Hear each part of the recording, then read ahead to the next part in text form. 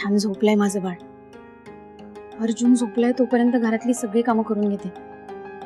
एकदा का उठला की त्याला फक्त मीच लागते. ती छान झोपलाय माझं बाळ. त्याच्या चेहऱ्यावरचं हसू हेच माझ्यासाठी जगातला सगळ्यात मोठा आनंद आहे.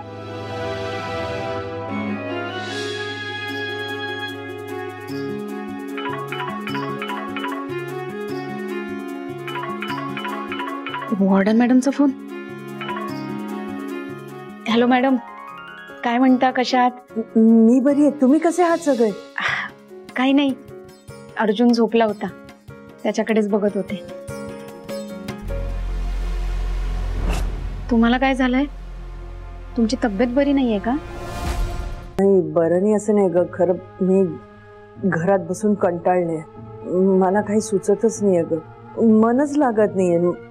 मला तुमच्या तिघांची आठवण येतेय.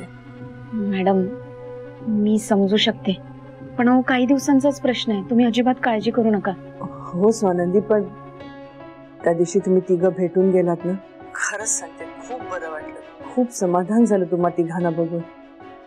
मला तर वाटतं ते हॉस्टेलचे दिवसच बरे होते. कमीत कमीत मी तुला बघू शकत होते, तुझ्याशी बोलू शकत होते. आणि आता इतकी लांब राहतीये आणि ही अशी विचित्र परिस्थिती. म्हणजे मी ठरवलं, मनात आणलं तरी तुम्हाला भेटू शकत नाही ग. आता खूपच त्रास होतो या सगळ्यांचा.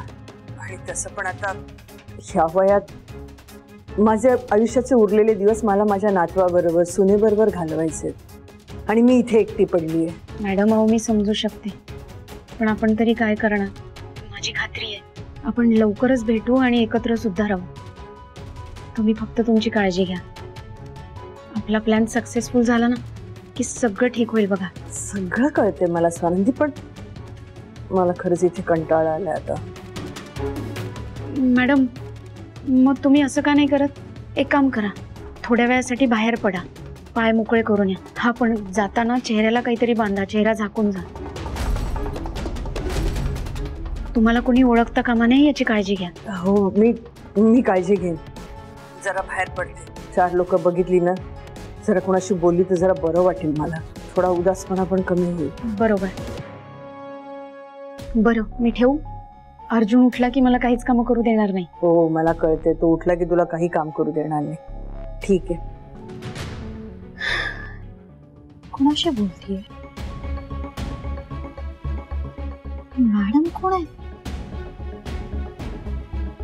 खुशी काका, सुजिता सगळ्यांना सांगायला हवं.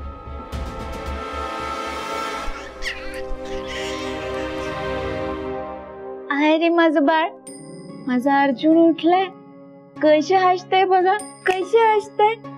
आईकडे बघा, आईकडे बघा, कसे हसतय ग माझं बाळ.